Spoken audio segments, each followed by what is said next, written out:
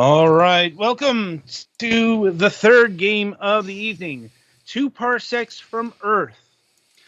Robot Z3L1 ship has crash landed onto an inhospitable planet called Dimendium, filled with alien landscapes and hostile surroundings. To escape and return home, Z3L1, Zelly, must gather clues, gain powers, and discover artifacts needed to fix his spaceship, or its spaceship. Explore the planet in this Metroidvania-style exploration game where the environment is your enemy. Like a super intelligent space robot, Two Parsecs from Earth's gameplay is remarkable, interactive, and adaptive to you. Choose three abilities during this exploration and experience your adventure in 8 different ways according to your own decisions, accompanied by music that adapts to your abilities' choices. Once the adventure is over, you have the opportunity to do it again, differently in the unique New Game Plus mode integrated into this story. New Game Plus mode has been a thing since Chrono Trigger. Just gonna note that. It's a So little bit different than usual, but yeah. anyway, so Gallick's got this game, so over to him for the body. Well, it's definitely Metroidvania style, but I actually might not go so far as to claim this is a full Metroidvania. So, as it said, the issue is that Zelly has crash landed on the planet, lost all of its cargo, and you pretty quickly find another ship. Excuse me, that was a hiccup. Which needs batteries to be powered. At first, your leg is broken, so you can't jump, but you can get it. You get a thing to fix that pretty quickly. And then there are in the overworld 3 zones, each of which that I think can only be accessed in a particular order, that have things that give you power-ups.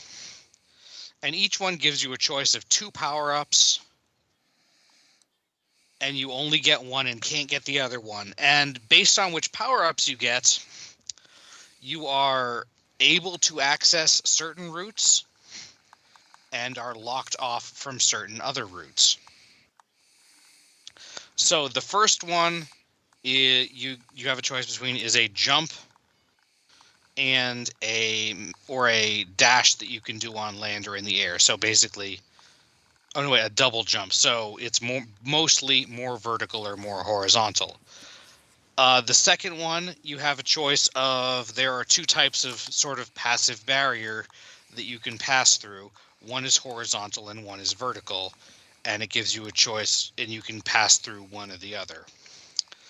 The third one is you can either shrink down and get things in short holes, or you can access short-range teleporters around the area. So the biggest issue to this for me, if you're thinking of it as a Metroidvania, is that all but the very first power-up are just keys.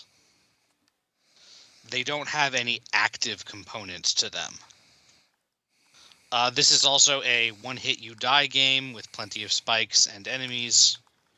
You never get any combat ability, but when you die, it just sets you back to the beginning of the first screen. Or the previous screen. The one you're on, basically.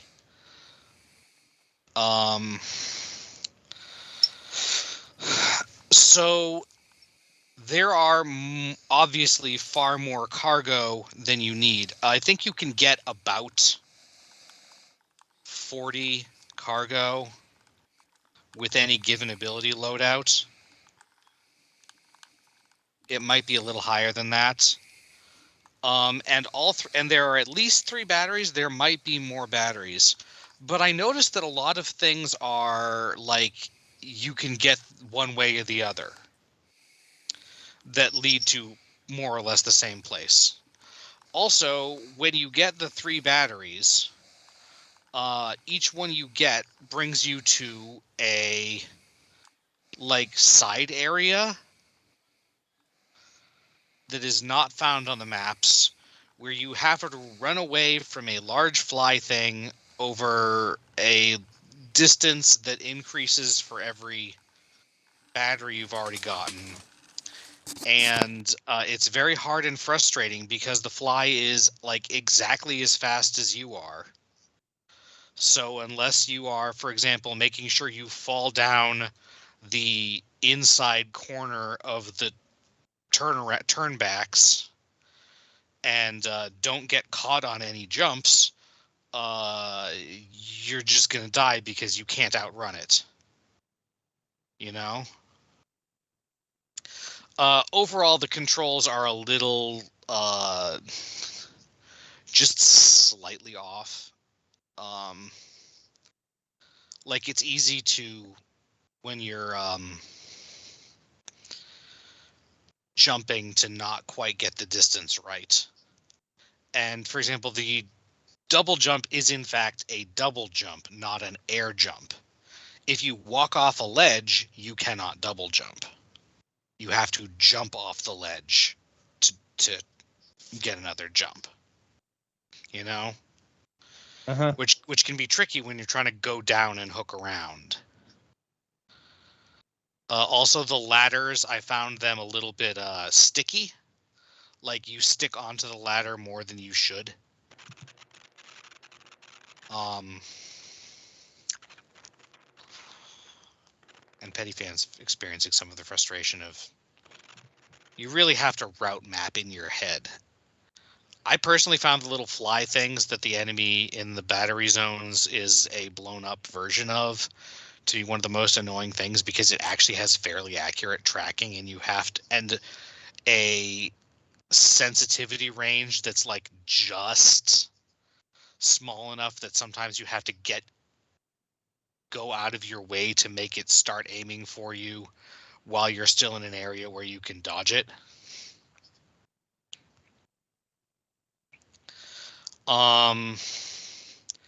But yeah, there are secreted around the planet little black whirlpools, or they're horizontal, but portals that take you to an area that has five cargoes in it, all of which are each one requires an ability to get to, and you can only use that ability in it.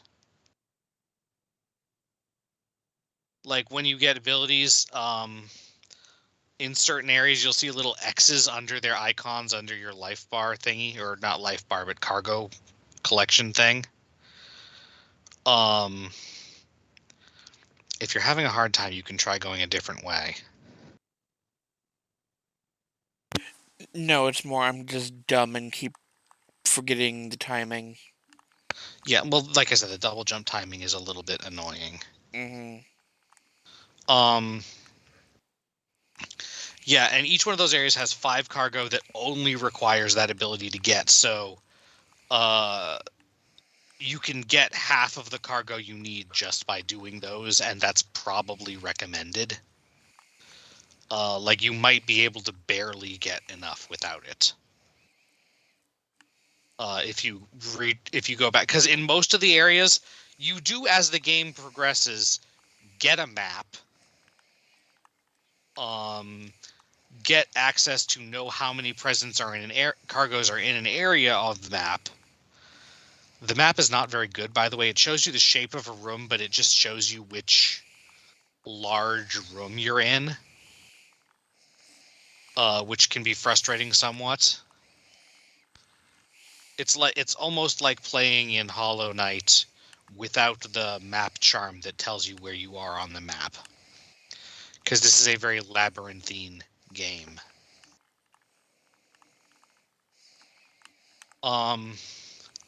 So yeah, you want to do some of those areas, even though they're very challenging.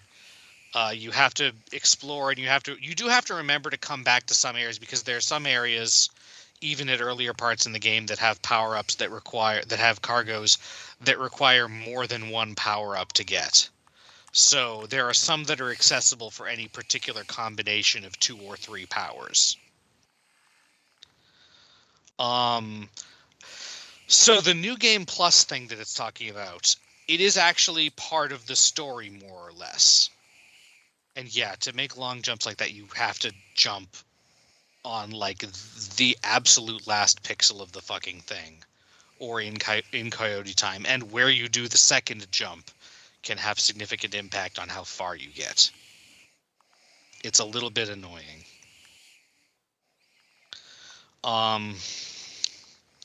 So yeah, the New Game Plus is basically, okay, you've dropped off your cargo at Earth, and now you're going back to the planet to get the rest of it. And when you do that, you can access that passage. There is a dash only passage with the spikes above and below. I So know. like I'm if you, just basically using it to kill myself to okay, get back here gotcha. faster. I'm not sure if you can make that jump, but I think you can. I'm close, so That might be a dash thing because the air dash is actually very long. I beat the game. I beat through the main thing and came back and played far enough to get to the first ability in New Game Plus. Because yeah, in New Game Plus, you get access to the other powers that you didn't have, which annoyingly means you cannot get all of the achievements on that use, because you don't get achievements for getting the abilities. You get achievements for forsaking the abilities. that's one So way to do it. you don't get an achievement for getting the double jump. You get an achievement for saying you're not going to take the dash. So you have to start the game over again to take the other combination to get all the achievements. But you can collect all of the cargo in one run in New Game Plus. I don't know if there's anything that requires any contradictory pairs, but there are pretty significant areas that require certain combinations to get to.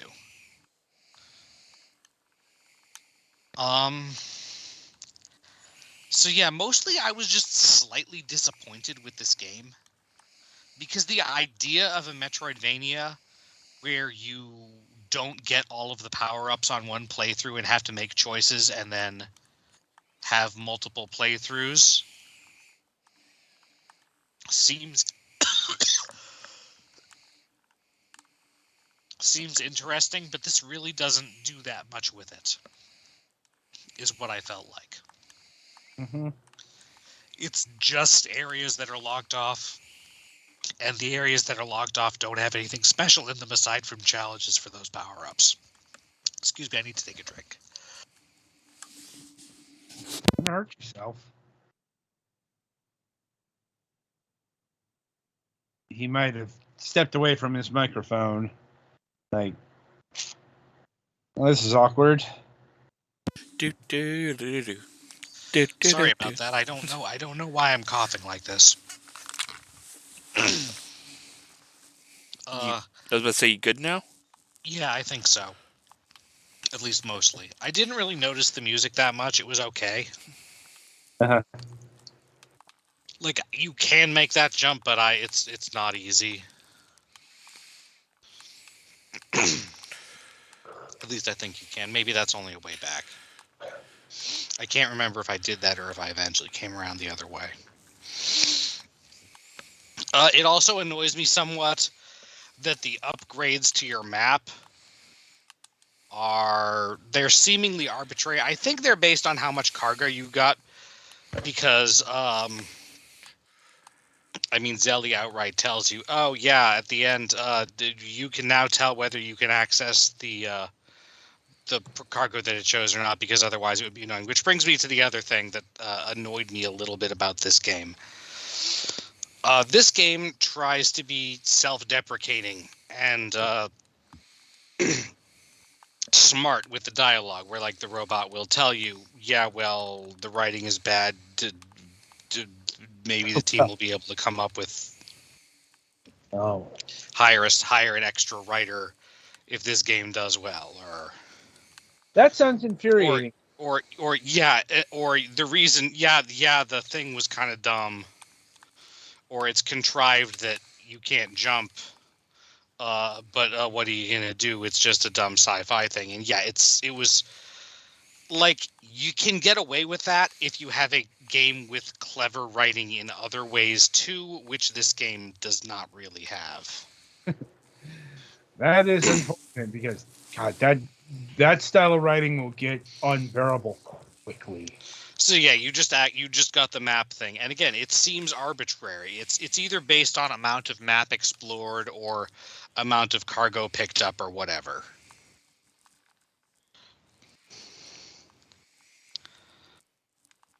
And that happens 3 times, where the first one just shows you the map, the second shows you the map and gives you a count of boxes, and the third one gives you a map, gives you a count of boxes, and shows the boxes you can't get with a red outline, and that updates when you get more powers, even in New Game Plus.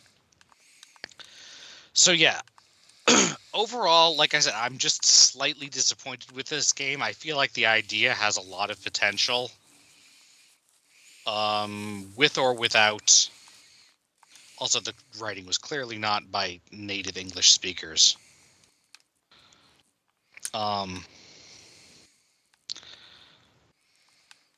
But yeah, the writing was a little bit annoying, and a lot of it just devolved into very difficult puzzles of the specific thing. I think the second ability is going to be down into your one side or the other.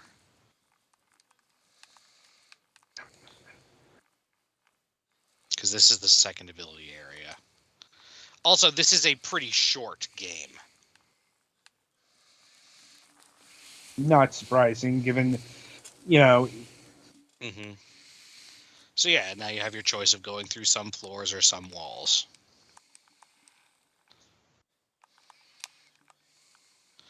And the walls you can go through are those ones you saw before. This is the indication, and the ceilings are those green vine ones. And again, it would be nice, but it would be nice if there were if you got more than one power up that gave you you have to go out that way. However, there's a stairs right by it also.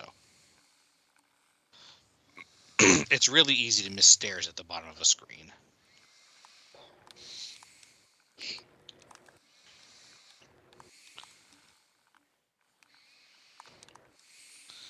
So yeah, I don't know.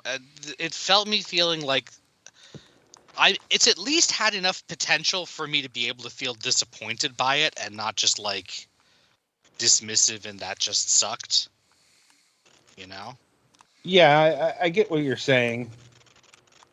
It's hmm it's got a bit of ambition to it. Yeah, it's just it didn't.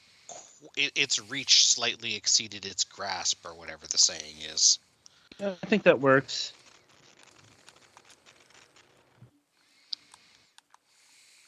I'm 90% sure that that's dash only, just by the height of the spikes.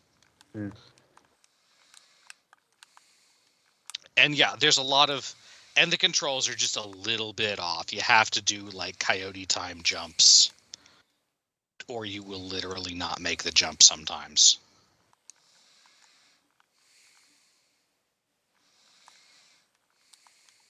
Mm-hmm.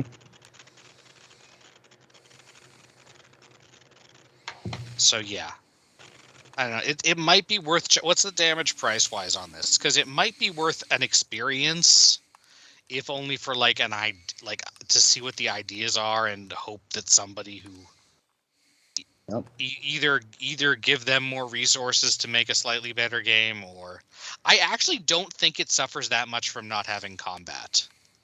Okay. It might be better if it had a life bar or let you take like 2 or 3 hits instead of just 1. But then you might lose the quick restart, so I don't know. Well, to answer your question, universally it is $8. That's maybe a little high unless you think you can play through it all. But again, I don't think it's not worth experiencing, so. Yeah. And it also comes in the arcade bundle, which is packaged with Concept, Destruction, and Random Heroes, which are other Ratalaika games that we've covered. Mm-hmm. Like, honestly, I think out of the 3, this is the best one. Yeah. Yeah, another thing I did, this game auto saves whenever you enter or leave an area, so I found myself basically forcing auto saves that way sometimes, like especially in the ability areas. Like when I got an easy one, I would leave the area and come back just so I didn't have to do that again if I died. Uh-huh. So yeah. Do you guys have any other questions or comments, Petty? I think I'm good. I'm good too. Then I think that is about all I have to say. All right. So that'll about do it for 2 Parsecs from Earth. Be sure to tune in after the break as we cover Watcher Chronicles.